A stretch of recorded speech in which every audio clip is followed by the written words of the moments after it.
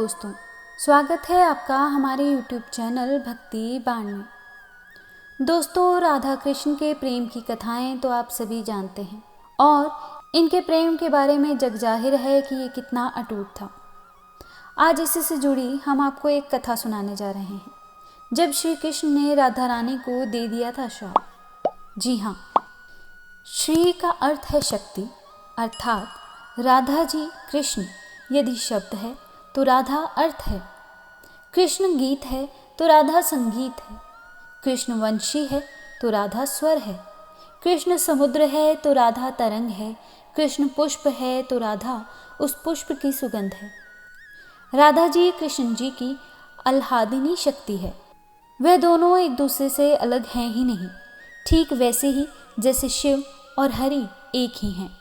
भक्तों के लिए वे अलग अलग रूप धारण करते हैं, अलग अलग लीलाएं करते हैं।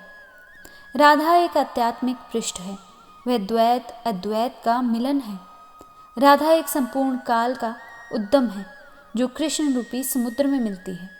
श्री कृष्ण के जीवन में राधा प्रेम की मूर्ति बनकर आई, जिस प्रेम को कोई नाप नहीं सका। उसकी आधारशिला राधा जी ने ही रखी थी। संपूर्ण ब्रह्मांड की आत्मा भगवान श्री कृष्ण है और कृष्ण की आत्मा राधा है। आत्मा को देखा है किसी ने तो राधा का प्रेम कैसे देख पाओगे। राधा रहस्य थी और रहस्य ही रहेगी। सृष्टि से पूर्व दिव्य गोधाम में निरंतर रास विलास करते करते एक बार श्री राधा जी के मन में एक पुत्र पैदा करने की इच्छा हुई। इच्छा होते ही पुत्र की उत्पत्ति हुई। परम सुंदरी का पुत्र भी परम सुंदर हुआ। एक दिन उस पुत्र ने जम्हाई ली।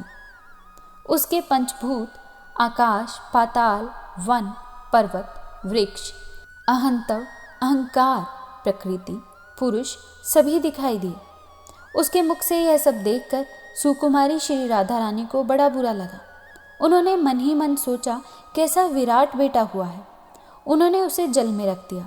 वही बेटा विराट पुरुष हुआ। उसी से समस्त ब्रह्मांड की उत्पत्ति हुई। राधा रानी का अपने पुत्र के प्रति ऐसा व्यवहार देखकर श्री कृष्ण ने राधा रानी को श्राप दे दिया, अब भविष्य में तुम्हें कभी संतान होगी ही नहीं। तभी तो राधा रानी का नाम कृशोदरी पड़ा। इनका पेट कभी बढ़ता ही नहीं। Like this video, subscribe this channel, press the bell notification icon.